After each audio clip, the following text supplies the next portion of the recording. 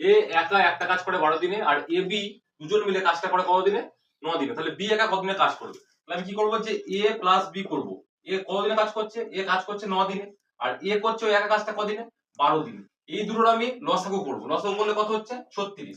এটাই হচ্ছে আমার টোটাল কাজ, 36 একক কাজটা। তাহলে 36 কে যদি 9 দিয়ে ভাগ করি, তাহলে 36 কে 9 দিয়ে ভাগ করলে 4 ইউনিট কাজ করছে কদিনে? 4 ইউনিট কাজ এ বি করছে একদিনে, আর বি করছে এ বি করছে, আর এ করছে কদিনে?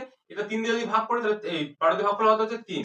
তাহলে 3 ইউনিট কাজ করছে এ, আর এ বি করছে 4 ইউনিট কাজ একদিনে। তাহলে বি কত দিনে? বি ওই কাজটা ওই একদিনে কতটা কাজ করবে? বি একদিনে কাজ করবে, বিয়োগ করব, বিয়োগ করলে 1 ইউনিট কাজ করবে বি একদিনে। তাহলে মোট কাজ করা সমান কত? মোট কাজ সমান হচ্ছে আমার 36 ইউনিট। 1 ইউনিট কাজ করবে একদিনে, তাহলে 36 ইউনিট কাজ করতে কত সময় লাগবে? করতে সময় লাগবে হচ্ছে 36 দিন।